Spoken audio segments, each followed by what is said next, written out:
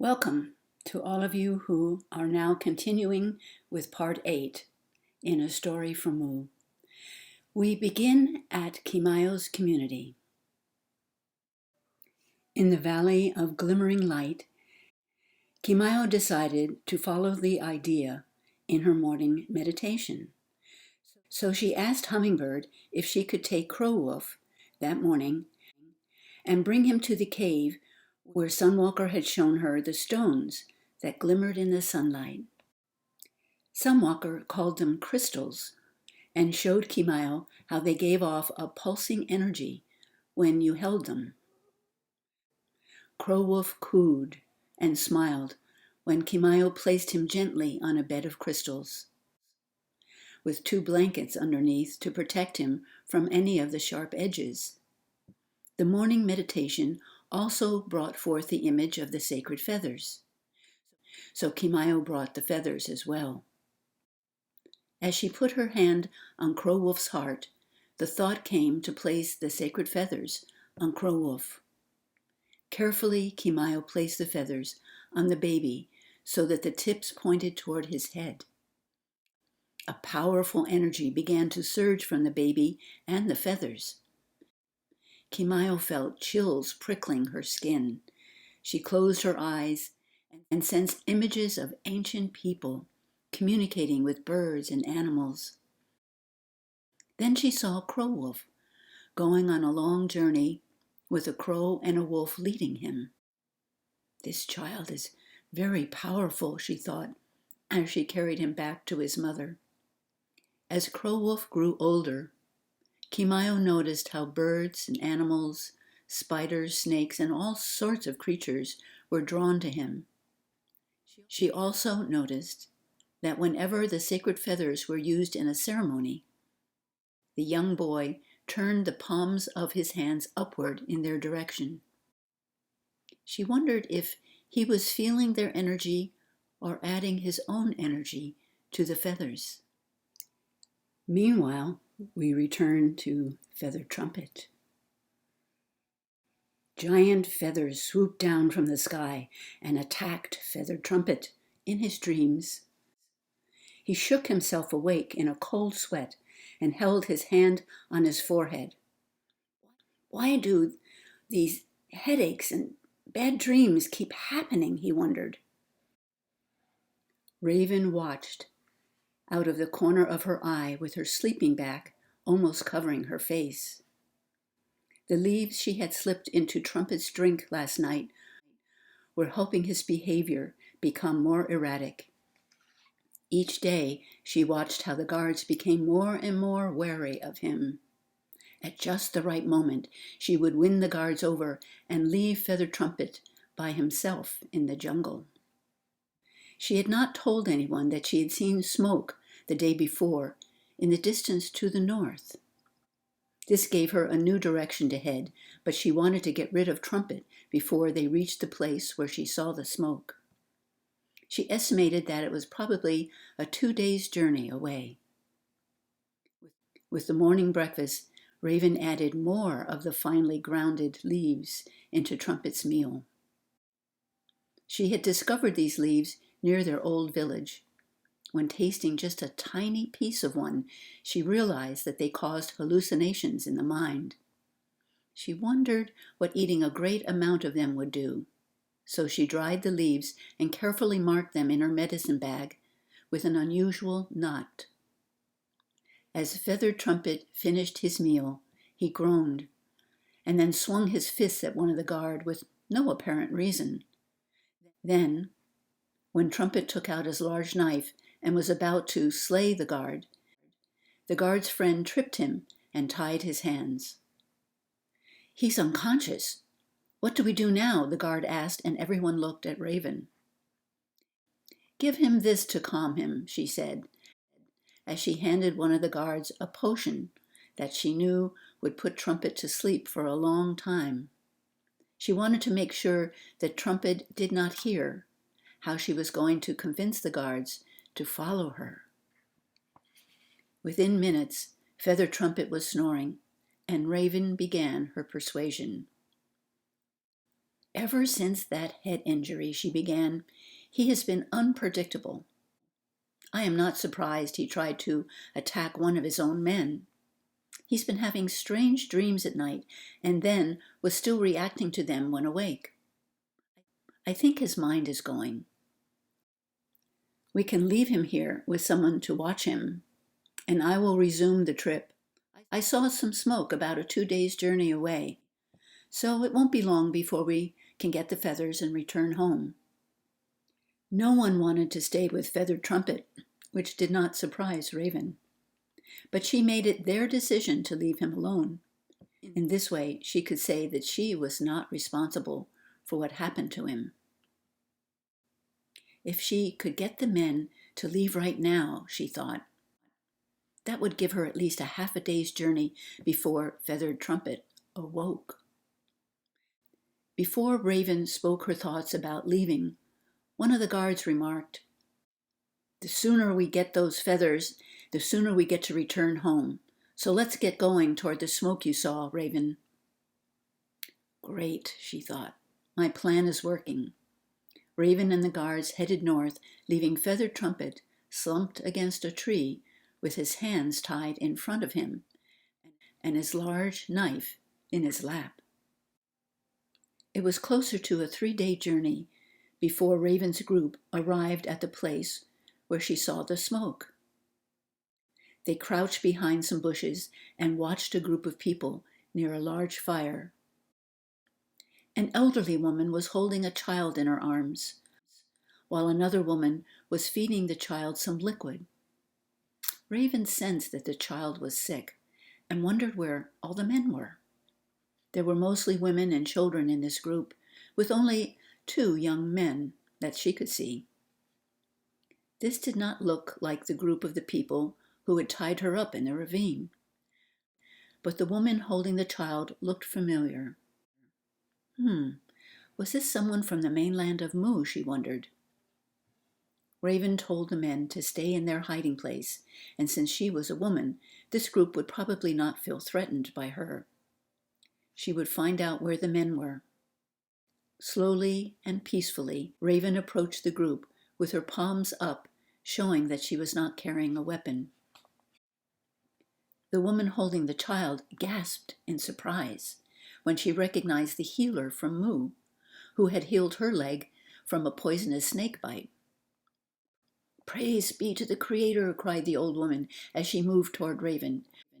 "You have come to heal my son as you healed my leg long ago. Help us, please, before we all die from the sickness of the bad water." While Raven examined the child's tongue, eyes, and pulse, the old woman explained how their men drank bad water on their last hunting trip. One man managed to return home, but whatever had killed the other men soon killed him, and then spread to the other members of the community. Raven also learned that these people left Feathered Trumpet's village as soon as he declared himself leader.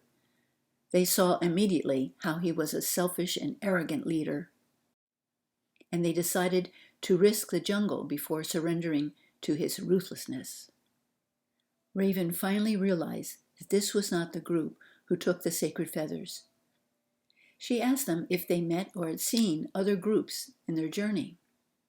The old woman told her that there was a group to the south, some people to the northeast, and still others to the southeast. Raven felt exhausted just thinking of all the traveling she would have to do to check all those communities. But then the child she had given the herbs to suddenly opened his eyes, and before she knew what was happening, the people were preparing a feast for her and asking her to stay as their medicine woman. Raven felt it was safe now to tell these people that she was traveling with a group of men. She decided to tell them that they were on a sacred journey. The community of mostly women were excited to invite Raven's men to the feast. Perhaps we can rest here for a while, Raven thought. The men will renew their spirits with all this attention from these eager women. So she continued ministering herbs to the sick ones, and enjoying the feast and merriment that evening. Little did she know that the guards would become attached to this place and refuse to leave for many cycles of the season. Back to Feathered Trumpet. When Feathered Trumpet opened his eyes, everything around him seemed blurry. At first he thought he was back in his old village, but then his mind slowly remembered how he was on a journey to recover the sacred feathers. "Guards!" he yelled out, as his weak legs buckled when he tried to stand up. A clinking noise of something falling made him realize that his hands were tied in front of him, and that he just dropped his large knife. "What?" he scoffed in disbelief. "Who would tie me up like this?" Vague memories of swinging at a guard and then being tripped came back to him. They would not leave me here like this unless Raven talked them into it. I should have known to watch her more carefully. It did not take long for Feathered Trumpet to move the twine around his wrist back and forth against his large knife until he was free. But which way did they go? He was not sure. Since they had been heading east most of the time, he decided to follow the natural break in the undergrowth, which was going slightly southeast. "Wait until I find her," he grumbled over and over while hacking the undergrowth out of his way. "Wait until I find her."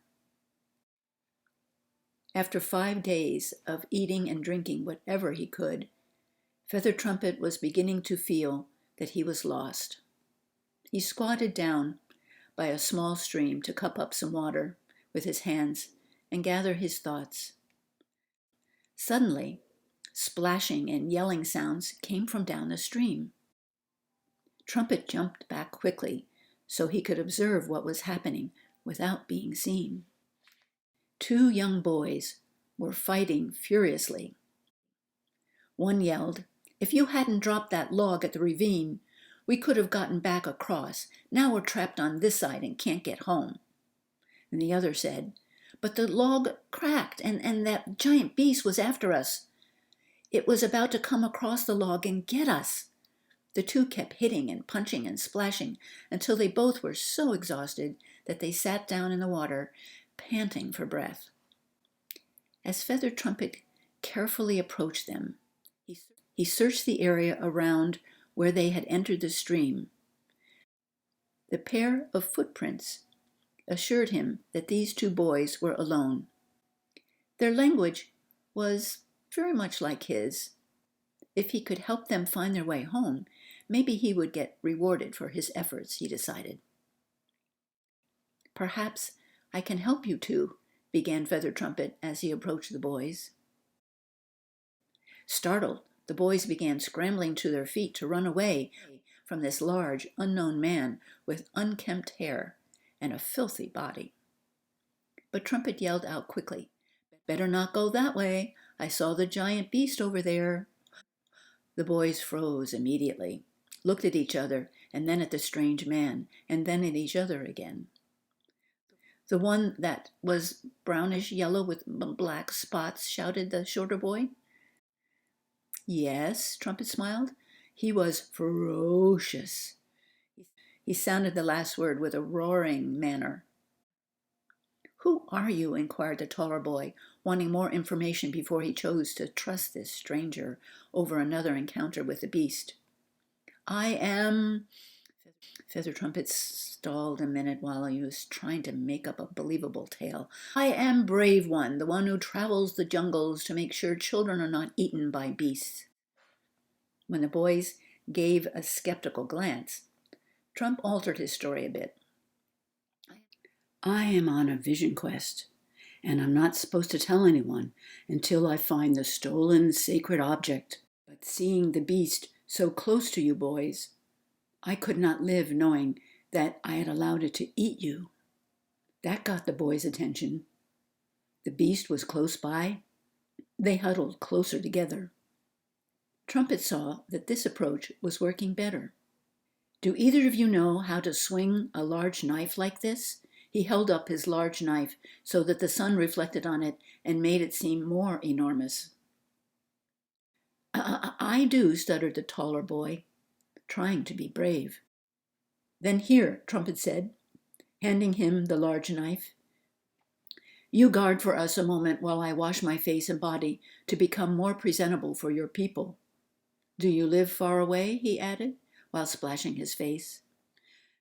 No, responded the boy, holding the knife and surveying the area for danger. Once we get back to the ravine, we know our way home. It's not far. But to be safe, you will need me and my sacred knife to protect you, boasted Trumpet.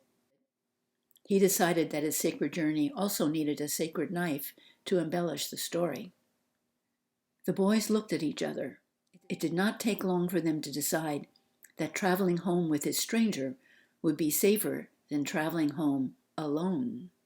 So when Sacred Trumpet was washed and presentable, he had the boys show him where the ravine was.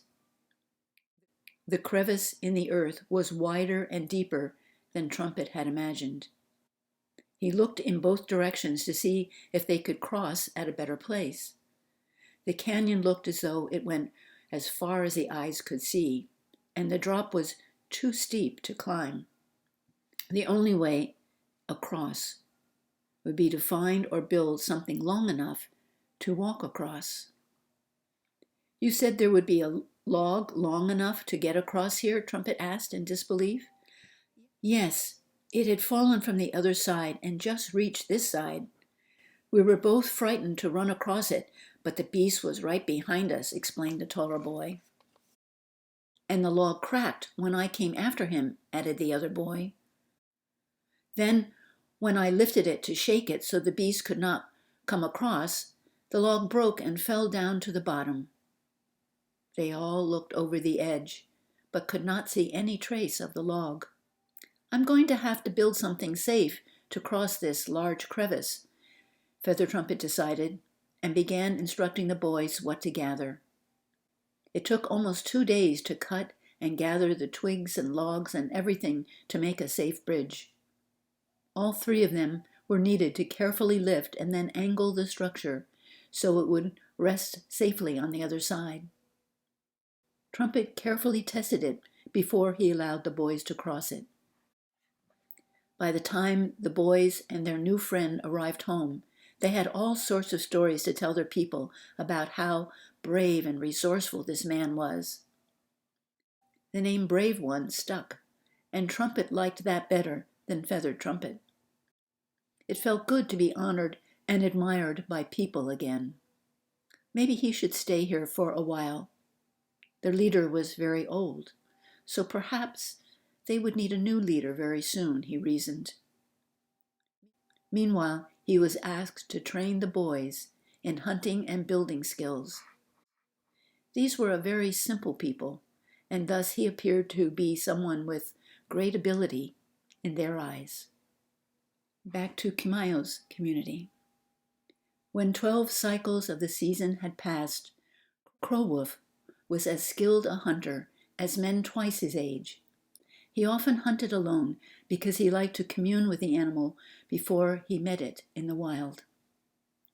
And then he made sure to thank it for presenting itself as food for the people. It carefully used every aspect of the animal for tools, weapons, carrying containers, clothes, gifts, so nothing was wasted. CrowWolf's mother, Hummingbird, had taught him to honor every part of Mother Earth as sacred.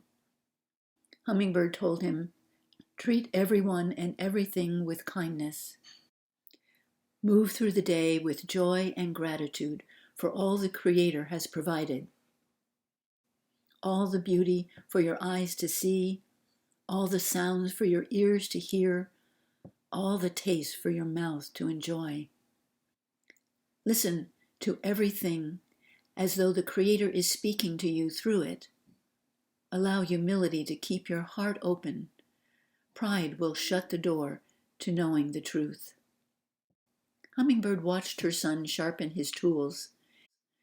He often sat somewhere near the sacred feathers. She wondered if he communed with them or just like being near their energy.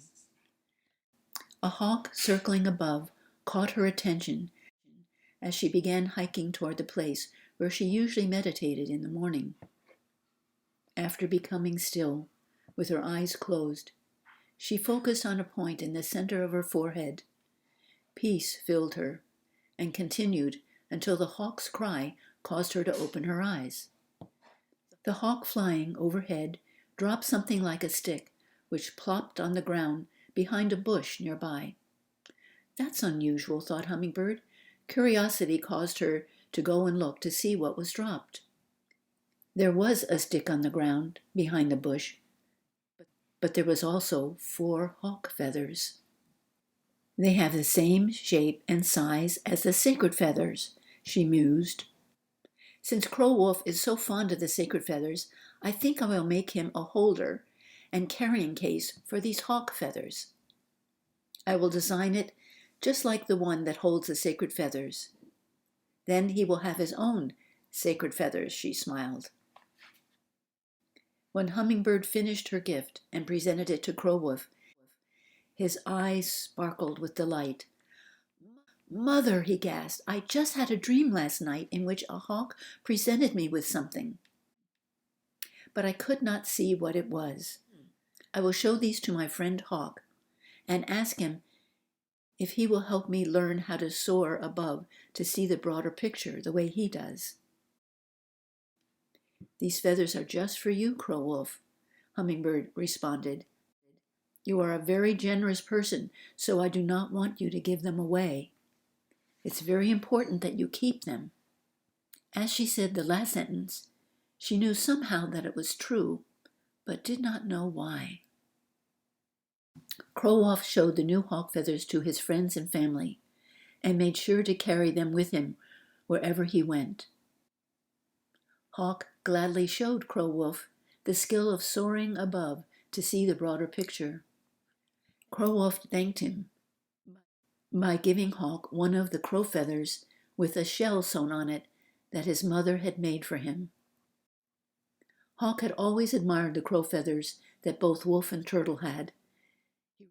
He remembered how Wolf remarked how his skin prickled with energy when Hummingbird handed the crow feathers to him. Hawk felt the same prickly sensation when CrowWolf handed the crow feather to him. I shall honor this feather and shell from Moo. May you and Moonbeam be blessed with the child you want, CrowWolf said as his eyes lowered to the ground and he began walking away. Then he turned and added, You may want Moonbeam to tie the crow feather in her hair. Hawk's mouth dropped open. He had just been thinking about doing that.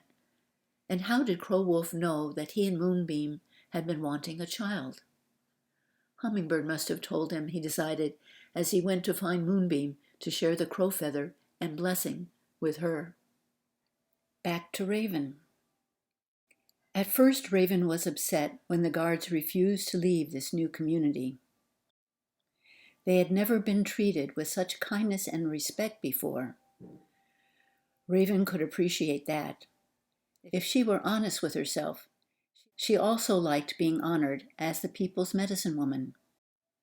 She had no feathered trumpet to contend with, and thus blossomed as a thoughtful and gifted healer.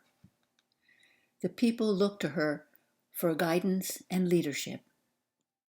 She remembered the day the elderly woman, Gentle Breeze, brought her the most beautiful grouping of feathers she had ever seen.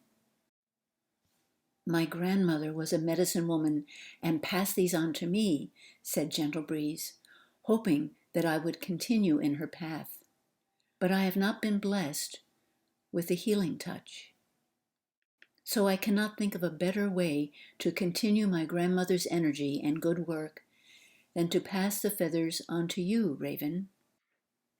You have helped so many of us, and we do not know how to thank you. My daughter and many other women are over grieving their dead husbands because you brought us these fine and noble men. We now have many new ones on the way, so our community will continue to grow. Thank you. May these feathers bless you. Raven was deeply touched by the gift. The colorful feathers had a certain peace about them. However, her mind was not satisfied completely, because they were not the sacred feathers, which had many lifetimes of prayers added to them and a power she had never experienced before. Was the power from the feathers or the ones using them? She wondered again. When Feathered Trumpet had the feathers for a brief time, she did not remember the same energy coming from them as when Sacred One held the feathers in front of her. She looked again at the colorful feathers Gentle Breeze had given her. The thought came to hold them up toward the sun with both arms raised. As she did this, the wind lifted her cape, spreading it wide. "Look," someone shouted, as they saw Raven holding the feathers in the sunlight with her wind-swept cape, making it appear as though she was superhuman. The crowd began to form and chant some sacred tones, which were meaningful to these people. Raven felt as though she had left her body. The tones of the chant lifted her spirit, so she felt as though she were floating. "Stay with our people, we need you," cried Gentle Breeze. Raven asked the people to get into a circle, and she blessed each of them with the colorful feathers. What a glorious day that was, she remembered. She felt so fulfilled. Why is it not enough, she kept asking herself. Why do I still think I need to have those sacred feathers? Many cycles of the seasons had passed, and Raven had remained with these good people. She was grateful to be able to share her abilities in a useful way. But the sacred feathers were always in the back of her mind.